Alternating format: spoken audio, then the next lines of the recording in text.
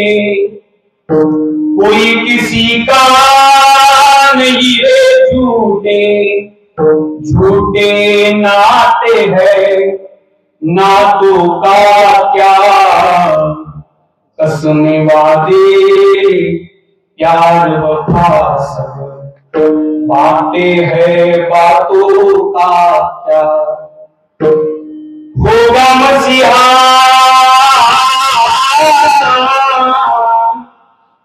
होगा मसीहा सामने तेरे फिर भी तू ना बच पाएगा। ज्यामुळे अनाचार दुराचार भ्रष्टाचार करून संपत्ती गोळा केली घरा म्हणता शेवटी तो तेरा अपना तेरा अपना खून ही आखिर तुझको आग लगाएगा। कोणी सत्ते चाहे कोणी संपत्ती चाहे कोणी ज्ञानाचा हवे कोणी कलेचा हवे हवे गुणांना ते महात्मा सांगतो हे बाबा हाडू नकोस रे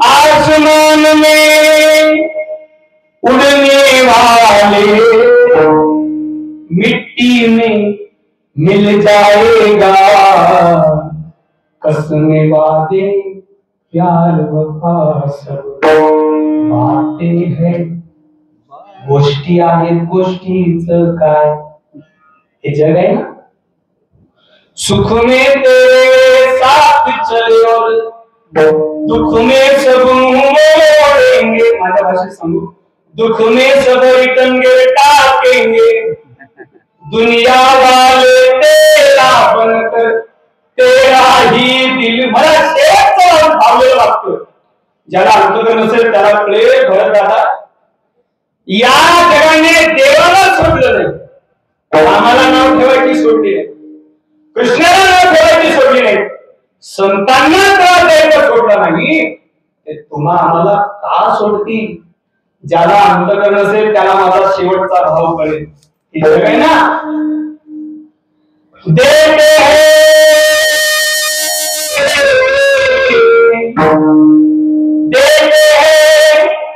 भगवान को धोखा इंसान को क्या छोड़ेंगे कसमें वादे आणि आमचे महाराष्ट्रीयन संत सांगतात हे बाबा कोणाचं प्रेम नाही रे नाही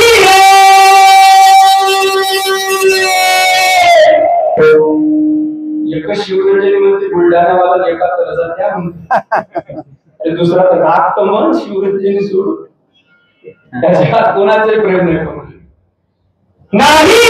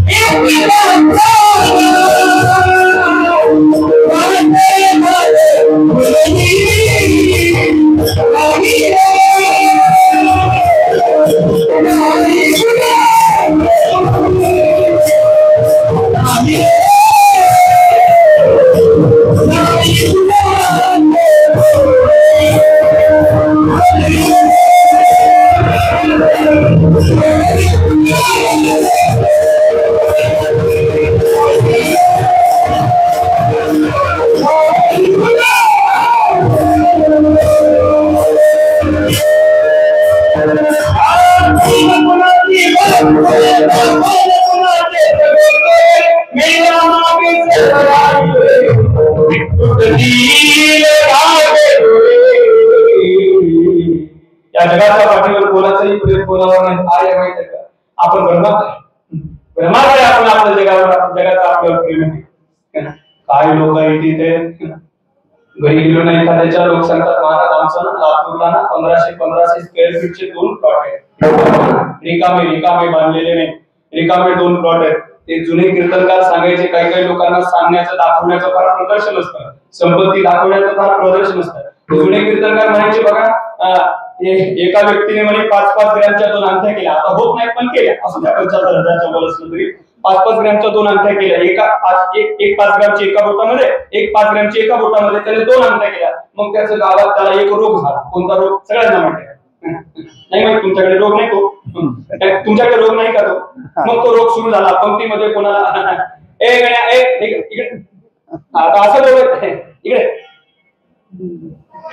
इकडे, तू नाही रे, तू नको, नाही तू नाही, इकडेच येतो. त्याला रोग सुरू झाला आणि हा ते लावून घ्यावं, ते लावून घ्यावं, तुम्ही म्हणा पण त्याचं औषध देव करत नव्हतंच. तालुका काय? अहमदपूर. देव करत त्याचं औषध नव्हतंच. ते अहमदपूरला दादरला गेले. नेमकं ते भाजीपाला, एका कुलवान स्त्री होती, चांगल्या घराण्याची स्त्री होती, तिचा भाजीपालाचा तो गाडा होता, त्या गाड्यावर भाजीपाला ठेवले. जुनी कीर्तनकार सांगायचे की भाजीपाल्यावर गाड्या ठेवल्या, गाड्यावर भाजीपाला ठेवलेला होता. आता ते ऐकायला बसले तुम्ही, मला ते पण माहिती आहे. बाकीच्यांनी फक्त महाप्रसाद घेऊन घरी जावं, काही त्या गाड्यावर ते भाजीपाला ठेवलेला. आणि ती कुलवान स्त्री, तिने पदर बिदर घेतलेला, अंग झाकलेलं. कुलवान स्त्री आपल्या शरीराचे अवयव पुरुषाला दिसू देत नाही, म्हणून तिने ते संपूर्ण शरीर आपल्या पदराने असं झाकले. आणि हा दुकानात गेला आणि त्याचं सुरू झालं. मावशी काय कांदे कसे दिले, बटाटे कसे दिले, कांदे कसे दिले, आई भाषा कळते का माझी? कांदे कसे दिले, बटाटे कसे दिले, कांदे कसे दिले, बटाटे कसे दिले. तिच्या लक्षात आलं याला 1 तोळ्याचा रोग झाला. लक्षात आलं 1 तोळ्याचा त्याला रोग झाला. पण ती कुलवान घराण्यातली होती, तिने पदर घेऊन शरीर असे हातवित सगळे झाकलेले होते. तिच्या लक्षात आलं आता याला औषध, रामबाण औषध दिली पाहिजे. तिने थोडासा पदर बाजूला केला. तिच्या दंडामध्ये 10-10 तोळ्याचे सोन्याचे दंडकळे होते. आपल्या काही घरचं चाललं वचनिकून दंडाला 10-10 तोळ्याचे सोन्याचे दंडकळे होते दंडात. ते हा याचं सुरू होतं. कांदे कसे दिले, बटाटे कसे दिले. तिने थोडा पदर बाजूला केला. ती म्हणे कांदे 20 रुपये किलो, बटाटे 40 रुपये.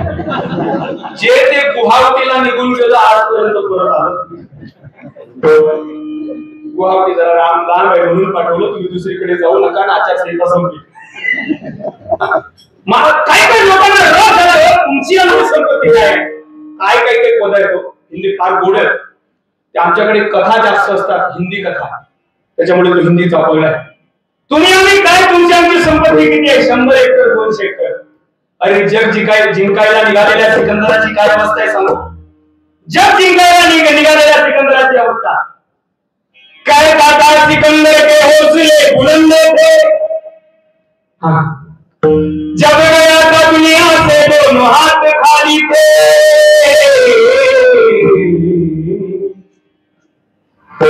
जैसी करनी वैसी भरनी आज किया कर पाएगा.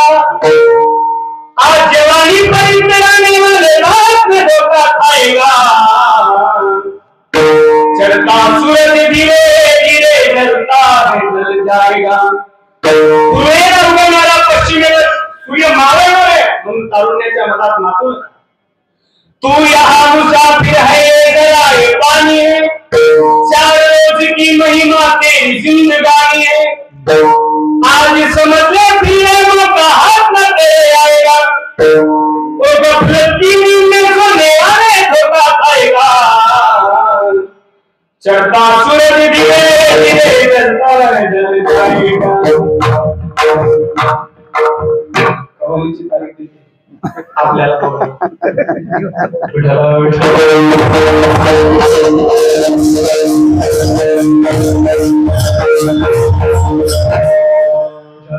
त्याला कळलं बाकीच्यांनी महाप्रसाद घेऊन घरी प्रेम सांगतो.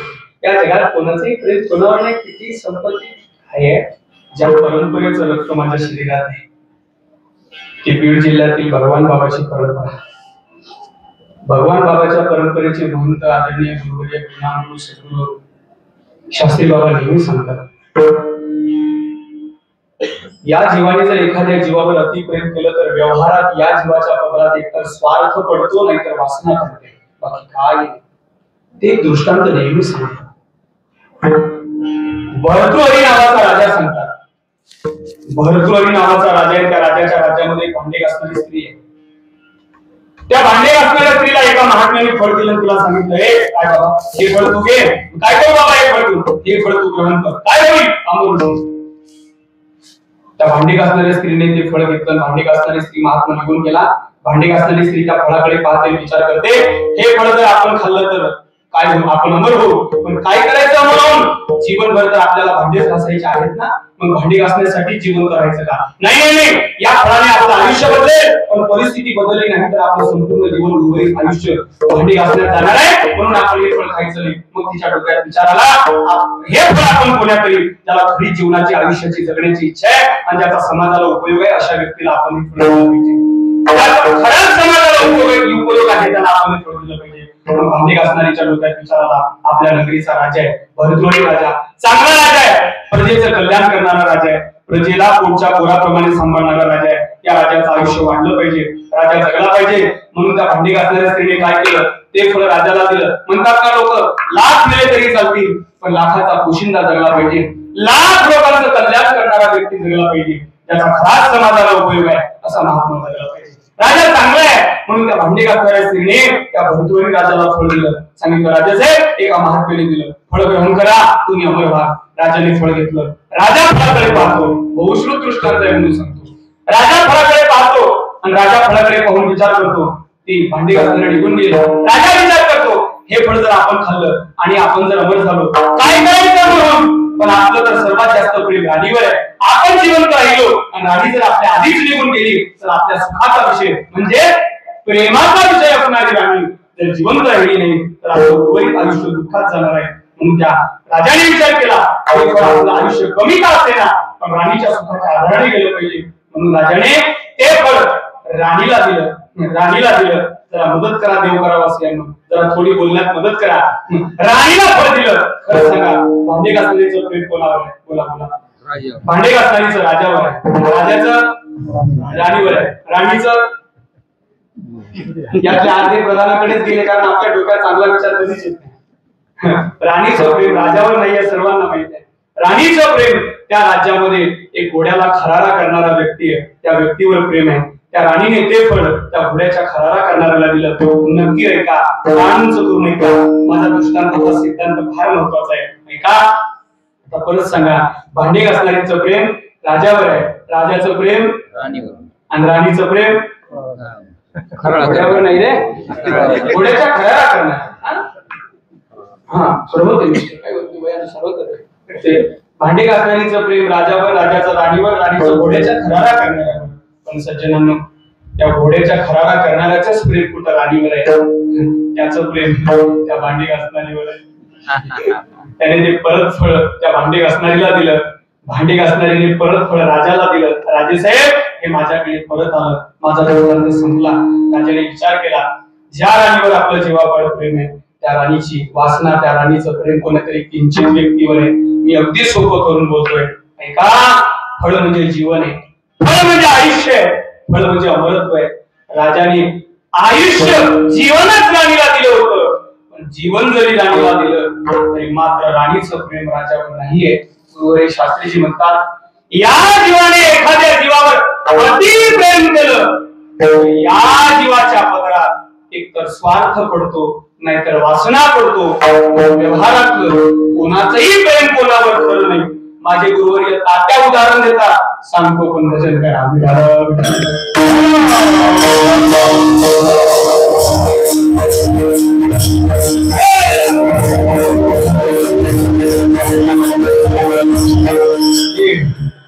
गुरुवर्य तात्या आमचा नारद भक्ती सूत्राचा पाठ घेत असताना सांगायचे,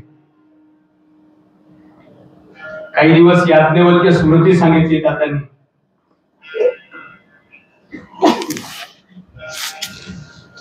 व्यवहार म्हटला की पहिल्यांदा डोळ्यासमोर नाव येतं पत्नीचं प्रेमाचं.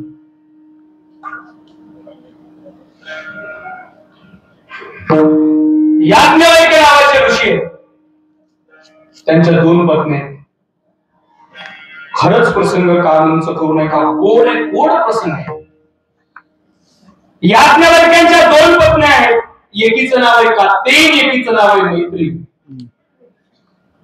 पण याज्ञवल्क्यांची परिस्थिती अशी आहे, जंगलात झोपडी करून राहतात. फाटकी झोपडी आहे जंगलामध्ये, एकटी झोपडी. पण पत्न्यांचा जर माहेरचा विचार केला तर चक्रवर्ती सम्राटाच्या मुली, चक्रवर्ती सम्राटाच्या मुली एका फकीर महात्म्याच्या फाटक्या झोपडीत संसार करतात. असेच उन्हाळ्याचे दिवस, सकाळच्या थंडगार हवेमध्ये ब्रह्ममुहूर्तावर याज्ञवल्क्य काहीतरी ग्रंथाचं स्मरण करत बसलेले,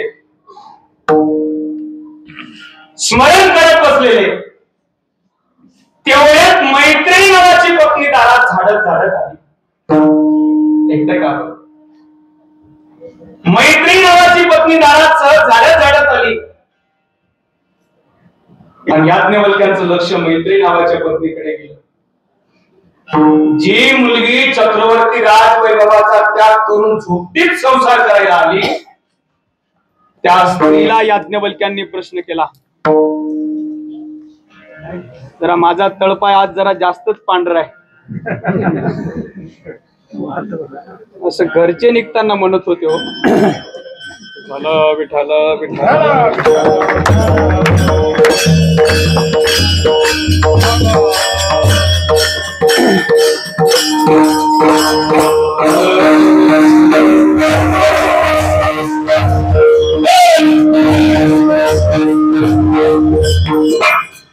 चक्रवर्ती सम्राटाच्या मुलीला झोपडीत राहणाऱ्या, संसार करणाऱ्या त्या एका निष्ठावान पतिव्रतेला याज्ञवल्क्यांनी प्रश्न केला. मैत्री, काय महाराज, मला तुला प्रश्न विचारायचा आहे. खरंच काम गोड प्रश्न आहे, गोड. मैत्री, मला प्रश्न विचारायचा आहे.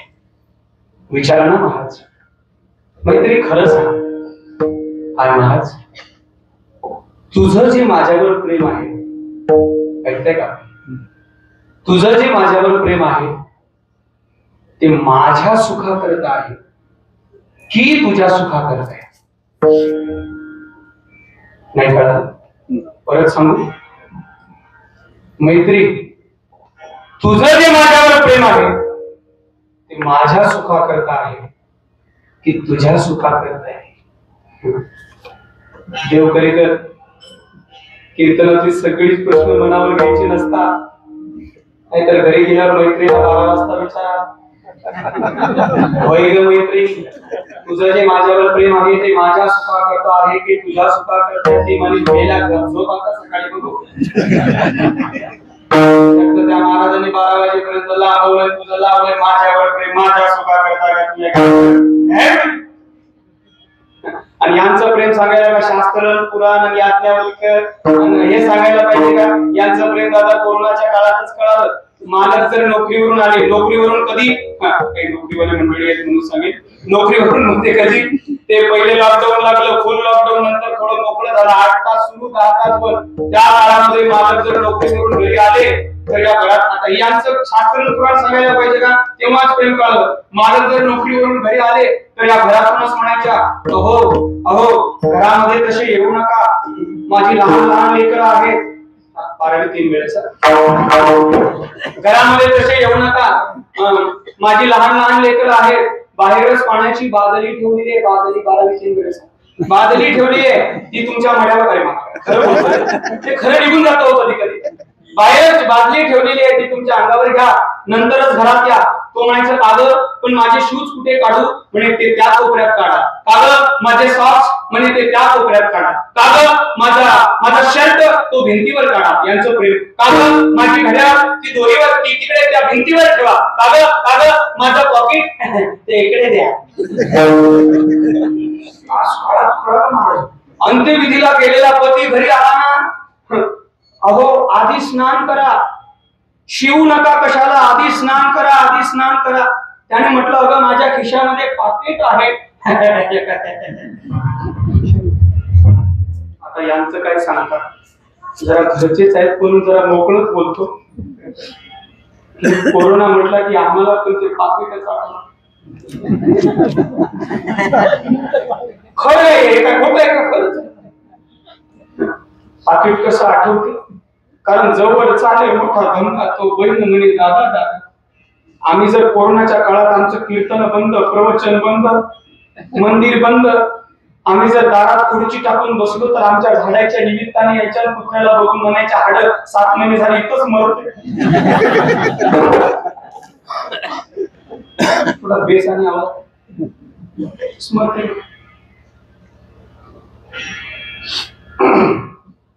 कोरोनाच्या काळात असा एक प्रसंग घडला.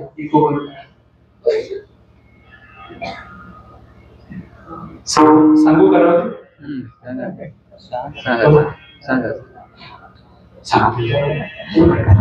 आलोच थोडं खाली प्रेमच सांगतो.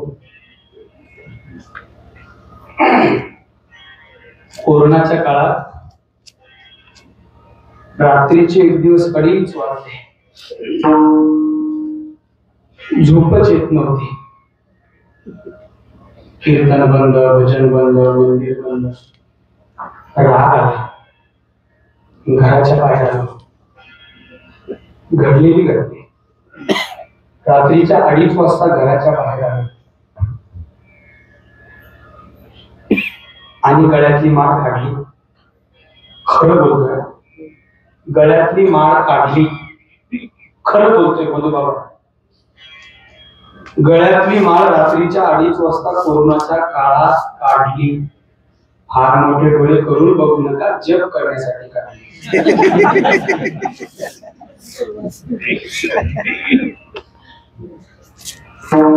लोक पूर्व पक्षच बघतात. जप करत करत गल्लीत फिरत होतो. रात्रीच्या 2:30 वाजता आमची मंडळी घरातून बाहेर आली. तुमच्याकडे काय म्हणतात मला माहिती? बारा एक शब्द आहे एकीकडे. आमच्याकडे शब्द आहे ट्रॉली आली. आमची ट्रॉली ते रात्रीच्या 2:30 वाजता घरातून बाहेर आली.